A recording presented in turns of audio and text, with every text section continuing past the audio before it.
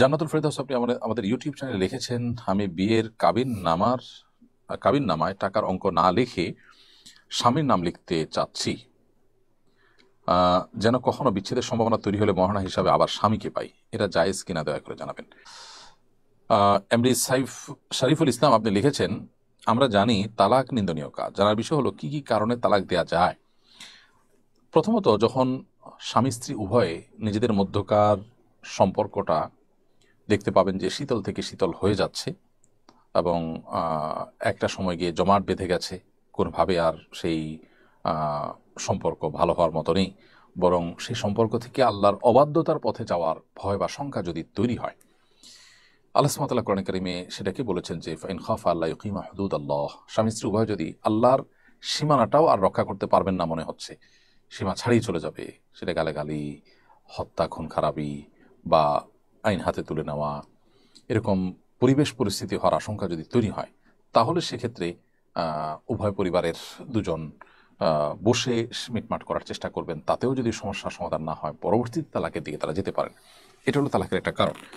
এর বাইরে স্বামী স্ত্রীর মধ্যকার তালাকের নানাবিধ কারণ থাকতে পারে।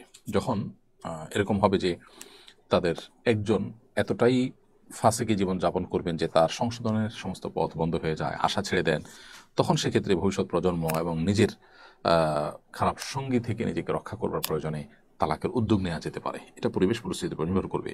কখনো কখনো বনিবর্ণনা না হতে যদি ওই পর্যায়ে চলে যায়, তাহলে সেক্ষেত্রে তালাকের সিদ্ধান্ত নেওয়া যেতে পারে। জান্নাতুল ফেরদৌস আপনি আমাদের ইউটিউব চ্যানেলে লিখেছেন, আমি বিয়ের কাবিননামায় টাকার অঙ্ক না লিখে স্বামীর নাম লিখতে চাচ্ছি,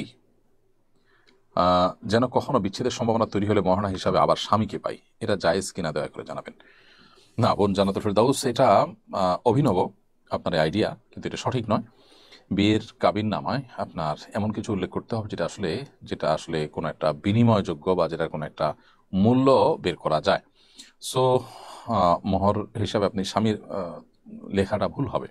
স্বামী তো আপনি বাই ডিফল্টই পাচ্ছেন, কিন্তু আপনি যে আপনার চিন্তার কথা, যে থিঙ্কিংয়ের কথা বলেছেন, সেটি আবেগের কথা, বাস্তবতার কথা নয়। বাস্তবতার কথা হলো যে মহরের ঘরে আপনার কোনো টাকার অঙ্ক, স্বর্ণগহনা বা এমন কিছু লিখতে হবে যেটা বিনিময়যোগ্য বা যেটা আর কোনো একটা মূল্য বের করা যায়, তাহলে সেক্ষেত্রে সেটা মহর হবে।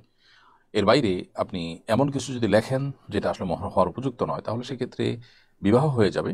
এ ধরনের কোনো কিছুকে মহর হিসাবে ধার্য করে বিয়ে করলে কিন্তু সেক্ষেত্রে আপনার বংশের আপনার মতো এরকম গুণের মেয়ের যেরকম মহর হয়ে থাকে, সেই মহরের মিছিলটা এখানে বাই ডিফল্ট ফিট হয়ে যাবে। অর্থাৎ ওইরকম মেয়ে যে মহর হয়, যেরকম মহর হয় সেরকম মহর এখানে ফিক্স হয়ে যাবে।